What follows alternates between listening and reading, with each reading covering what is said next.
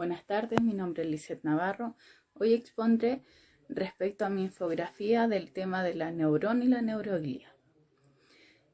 Comenzando como método de introducción, el sistema nervioso está compuesto por dos células especializadas, las células nerviosas, más conocidas como neuronas, y las células de sostén, más conocidas como neuroglías. Las neuronas están compuestas por diferentes partes.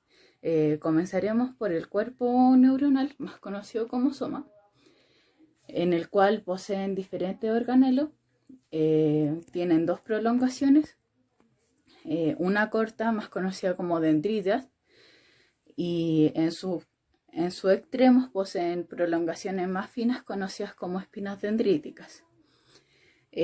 Posee otra prolongación en el otro extremo, pero mucho más larga, más conocida como axón. En el axón, en su finalidad, posee una arborización terminal, en el cual, en su terminal sináptica, contiene múltiples botones sinápticos por los cuales se llevará a cabo la comunicación sináptica. Esta es más conocida como sinapsis y se puede llevar a cabo, según su morfología, por sinapsis axónica, que es la comunicación entre los botones terminales del axón de una neurona con los botones terminales del axón de otra neurona. Otra sinapsis, según la morfología, es la axodendrítica, que es la que se lleva a cabo entre los botones terminales del axón de una neurona con las espinas dendríticas de otra neurona. Otra de las mismas es la axosomática, que es la que se lleva a cabo a través de los botones terminales del axón de una neurona con el soma neuronal de otra neurona. A través de mi infografía les demostraré la conformación estructural de la neurona. Como les mencioné anteriormente, las neuronas son las células nerviosas del sistema nervioso que son encargadas del procesamiento y la entrega de la información. Acá tenemos el soma o cuerpo, en el cual les mencioné que habían diferentes organelos, dentro de los cuales encontramos el retículo endoplasmático rugoso, la mitocondria, el aparato de Golgi, el cuerpo de Nils, más conocido como ribosomas libres o fijos. Cabe mencionar que hay una cantidad numerosa de mitocondria en el soma neuronal, ya que deben suplir las cantidades, las altas demandas energéticas que conlleva esta actividad neuronal. Por ende, tiene que producir una alta cantidad de ATP. Además, el hecho de que también posea ribosomas libres y fijos, en conjunto al retículo endoplasmático rugoso, se lleva a cabo la sintetización de moléculas orgánicas como los péptidos y proteínas, que éstas realizan actividades biosintéticas, como por ejemplo las enzimas. Estos cuerpos de Nils, como dije que se conocían también como sustancias cromatofílicas, son las que le dan la coloración gris a las áreas que contienen los cuerpos celulares neuronales, como la sustancia gris que se observa en el cerebro o en la médula espinal. El citoesqueleto del soma, del axón, contiene neurofilamento, neurotúbulo. Estos haces de neurofilamento son más conocidos como neurofibrillas. Estos se extienden a lo largo tanto del axón como de las dendritas, dándole esta conformación a estas prolongaciones. Acá podemos visualizar las dendritas del soma neuronal y dentro de estas hay unas prolongaciones más finas que mencioné que se llamaban espinas dendríticas. Aquí las nombré. Además, el axón, que en su finalidad tenemos la arborización terminal, la terminación sináptica, en donde vienen incluidos los botones terminales, donde se llevan a cabo las sinapsis. Aquí mencioné las sinapsis morfológicas, que está la axosomática, que viene del axón con el soma, la axodendrítica, del axón con las espinas dendríticas, y la axoaxónica entre dos axones de distintas neuronas. Siendo efectiva esta comunicación sináptica a través de los neurotransmisores. El axón tiene la particularidad de que contiene vainas de mielina que se llevan a cabo gracias a las células de Schwann. Este facilita la comunicación sináptica, ya que hace más rápido el potencial de acción. La neurona puede clasificarse basándose tanto en su estructura como en su función. Aquí en esta infografía logré resumir a grandes rasgos la información. Como clasificación estructural tenemos la neurona anaxónica. Estas neuronas son pequeñas, tienen más de 2 prolongaciones. Se encuentran solo en el sistema nervioso central y en los órganos especiales de los sentidos, ya sea como a nivel retiniano, como por eso le puse el ojito. Las neuronas bipolares tienen varias dendritas finas que se fusionan para formar una única dendrita, y además tiene un único axón que se caracteriza por no estar mielinizado. Tienen un papel fundamental en la transmisión de la información sensitiva relacionada con la visión, con el olfato y con el olfato y la audición. Las neuronas bipolares se caracterizan porque dentro de estas se encuentran la interneurona, que es otra clasificación funcional de la neurona, que en esta se lleva a cabo la comunicación entre las neuronas sensitivas y motoras. Las interneuronas se localizan en el cerebro y en la médula espinal y superan en número a todas las demás neuronas. Las interneuronas son responsables del análisis de los impulsos nerviosos y la coordinación de los impulsos motores. Las interneuronas pueden clasificarse tanto en excitatorias como inhibitorias, basándose en su efecto sobre la membrana postsináptica de otras neuronas en las cuales se llevará a cabo el efecto. Otra clasificación estructural son las neuronas pseudounipolares, que tienen prolongaciones dendríticas y axonales continuas, y el cuerpo celular se encuentra a un lado, como visualizamos en esta imagen. Las neuronas sensitivas del sistema nervioso periférico generalmente son pseudounipolares y sus axones pueden estar mielinizados. Las neuronas sensitivas son las que recogen la información relacionada con el entorno externo o interno. Casi todas son pseudounipolares, como mencioné, y están localizadas fuera del sistema nervioso central en los ganglios sensitivos periféricos, formando la división eferente del sistema nervioso periférico.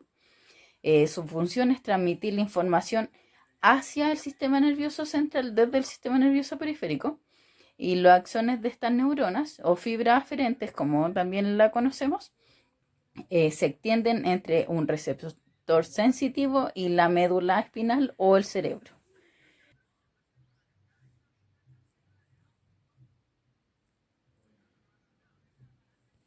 Las neuronas sensitivas pueden ser tanto somáticas como viscerales. Las somáticas son las que transmiten la información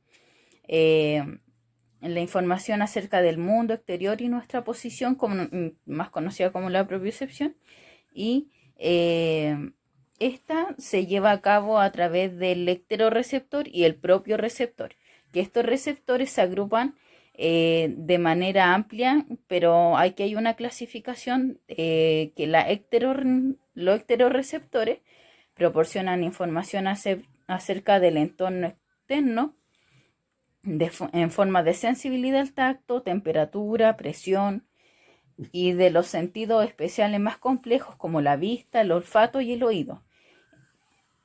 Estas, como mencioné anteriormente, son transportadas por las neuronas sensitivas somáticas y llevadas a través de los receptores ectorreceptores. Y los propios receptores controlan la posición y el movimiento de los músculos estriados y las articulaciones. Por eso pusieron los monitos.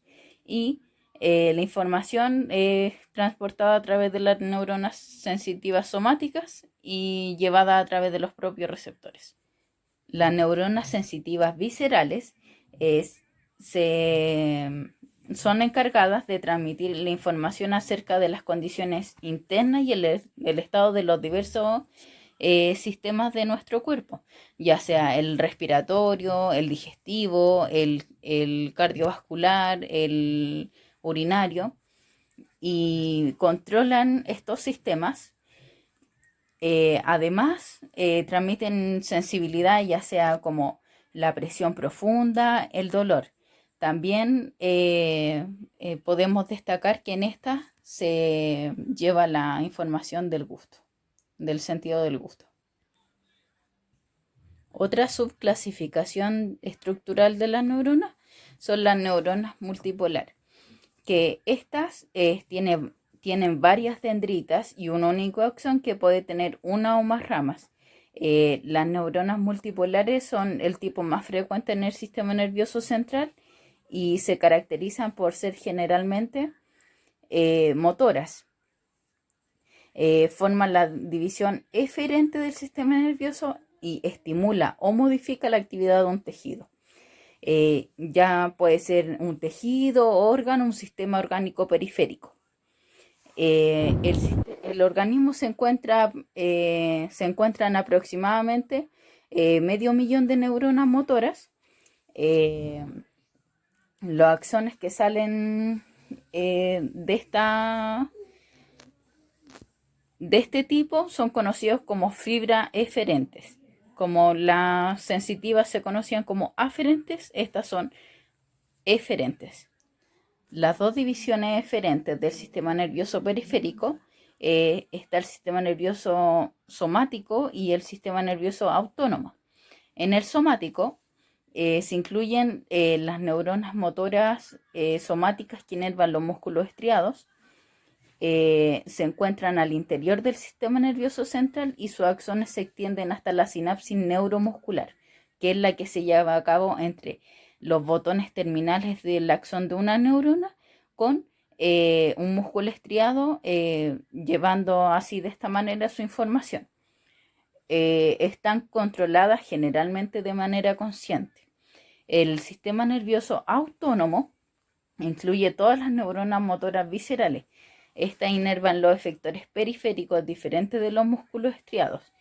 Esto quiere decir que tiene dos grandes grupos en las que lleva desde el cuerpo celular en el sistema nervioso central y otro a los ganglios periféricos. Sus axones se extienden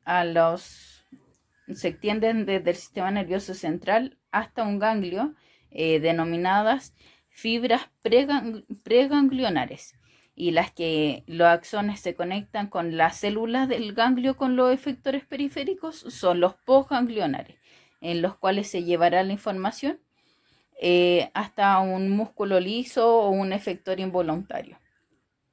Otro tipo de células nerviosas son las neuroglías, como mencioné anteriormente, que son las células de sostén.